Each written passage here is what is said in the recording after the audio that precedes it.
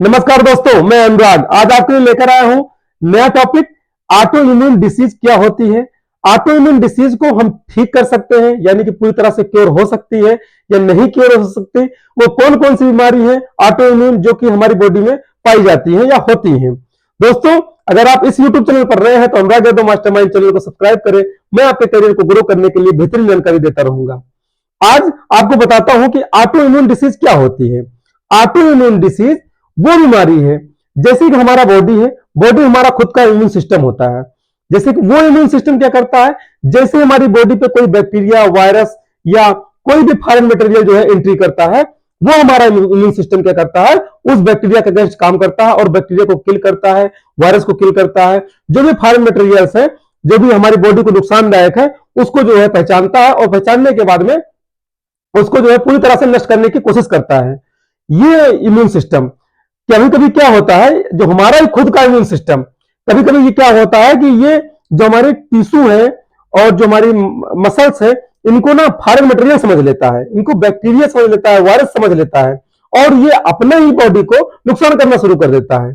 अब आप कहेंगे कि इम्यून सिस्टम में क्या चीज ऐसी है जो ऐसा करता है। जो व्हाइट ब्लड सेल्स होती है, दो प्रकार की सेल्स होती है, एक होता है रेड ब्लड सेल्स, एक होता है व्हाइट ब्लड सेल्स। जो व्हाइट ब्लड सेल्स होती हैं वो क्या करती है, प्रोटेक्शन प्रोवाइड कराती है बैक्टीरिया के अगेंस्ट, वायरस के अगेंस्ट, और जो है जो भी फॉरेन मटेरियल है जो कि हमारी बॉडी को नुकसान करते हैं, उनके अगेंस्ट जो है, जो हमारी बॉडी को हार्मफुलनेस प्रोवाइड कराती है, उसके अगेंस्ट जो हमारे काम करते हैं उसे कहते हैं व्हाइट ब्लड सेल्स। ये व्हाइट ब्लड सेल्स क्या होती है, ये हमारी बॉडी को क्या है, प्रोटेक्शन प्रोवाइड कराती है। और कभी कभी केस में क्या होता है, यही blood cells, white blood cells क्या करती हैं, डब्ल्यूबीसी जिनको बोलते हैं, ये क्या करती है, हमारी बॉडी को ही नुकसान पहुंचाना शुरू कर देती है। जैसे कि कहीं हमारा टिश्यू डैमेज कर दिया, किडनी डैमेज कर दिया, लंग डैमेज कर दिया, या हमारे कोई इंफेक्शन काज कर दिया, तो ये हमारे बॉडी को क्या कर लेती है, ये समझती है कोई फॉरेन मटेरियल है या कोई वायरस है, बैक्टीरिया है। इस प्रकार से कह सकते हो कि जो हमारा खुद का इम्यून सिस्टम हमारी बॉडी को नुकसान पहुंचाना शुरू कर दे, उसे कहते हैं ऑटो इम्यून डिसीज।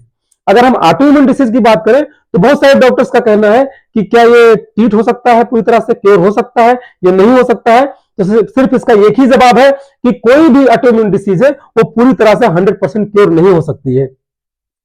अगर इनकी ट्रीटमेंट की बात करें, जैसे कि बात करते हैं कुछ बीमारियां हैं जैसे ऑटो इम्यून, जैसे हो गया कि हमारा एलोपेसिया अरेटा, जो कि एलोपेसिया हो जाती है, यानी कि कहीं कहीं बाल जो है, जैसे सिक्का होता है पैसे का, वो लगा हो, उस तरह से उतनी दूर का बाल जो है गायब रहेगा।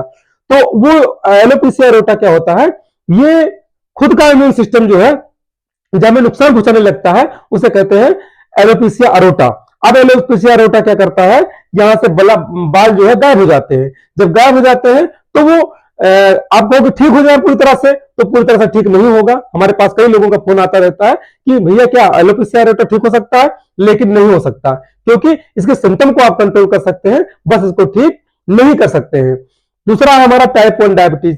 टाइप 1 डायबिटीज को आप जानते ही हैं, जो हमारा इम्यून सिस्टम जो हमारी बॉडी के अगेंस्ट खुद काम करने लगे तो टाइप 1 डायबिटीज हो जाता है। कभी कभी हमारे पेनक्रियाज है, पेनक्रियाज नष्ट हो जाती है, डिस्ट्रॉय हो जाती है, या बीटा सेल्स हमारी डिस्ट्रॉय हो जाती है। तो क्या होता है, इंसुलिन रिलीज बहुत कम होता है, या फिर इंसुलिन रिलीज ही नहीं होता, या इंसुलिन निकलता नहीं है। जब इंसुलिन नहीं निकलेगा तो हमें जो हमारा जो है ब्लड शुगर बढ़ता रहेगा और टाइप 1 डायबिटीज हो जाएगा।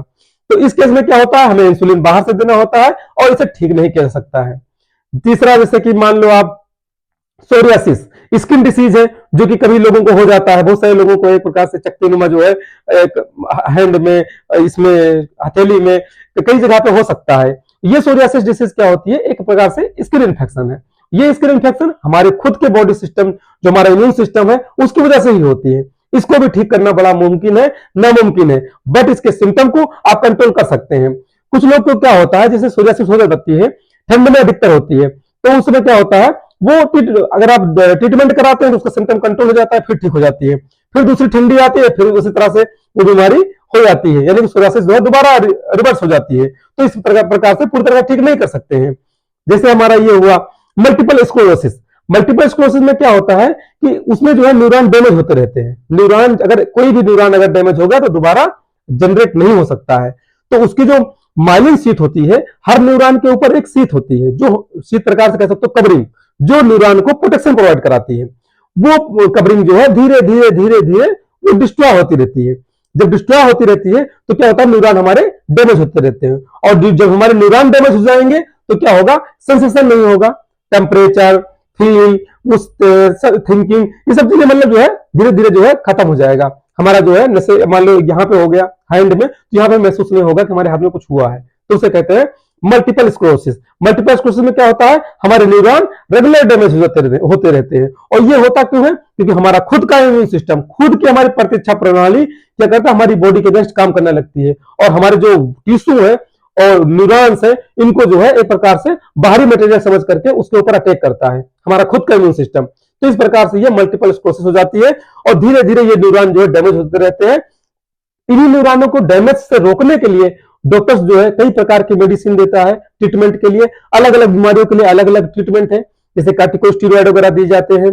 अगर न्यूरॉन्स जो हमारे डैमेज हो रहे हैं उसके लिए जो है उसके प्रोटेक्शन के लिए मिथाइलकोबालामाइन, विटामिन B6, B9, B12 वगैरह दी जाती है।